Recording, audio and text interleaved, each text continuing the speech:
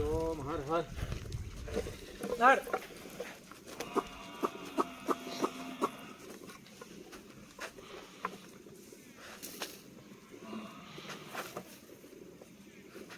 ચલની પાસે મોટો બસ ઉભા રહ્યો.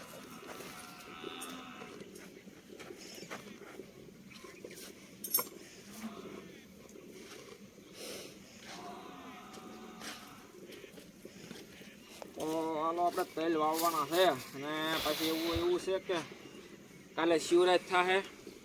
શિવરાતની જે રજા હોય બધાને એટલે આજે લાઠી નાખીએ કહું જે લઠાઈ કાલમાં સીધા તલ છાંટવાના રહે.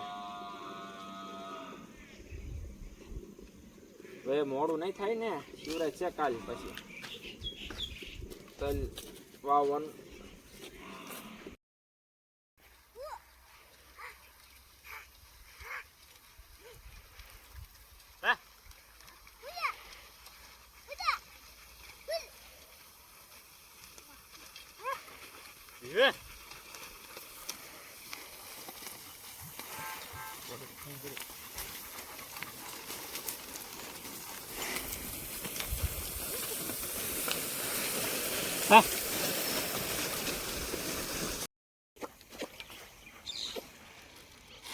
તો જો આપણે વાડી કમ્પ્લીટ બંધાઈ ગઈ અને હવે આપણે આમાં તલ છાંટવાના છે, કાળા તલ.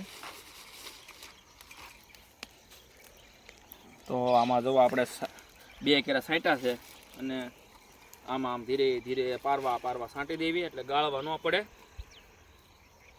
તો આ રીતે આમ છાંટે જઈએ. કાળા તલ કર્યા, કાળા ઓરાય હતા કાળા તલ.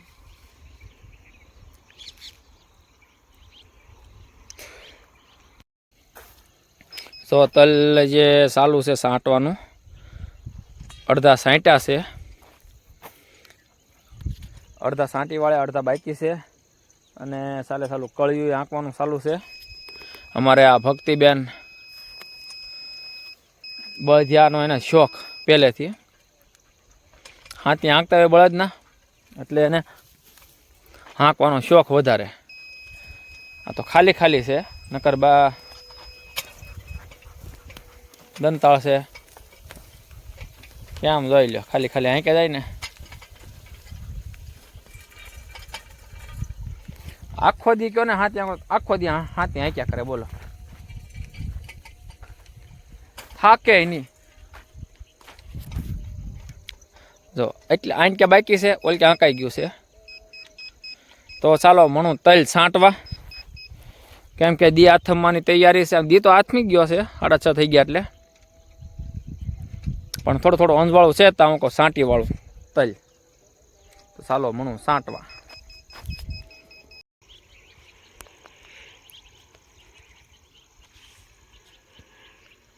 તમને પાછા દેખાડીશ કેવા તલ ઉગ્યા એમ.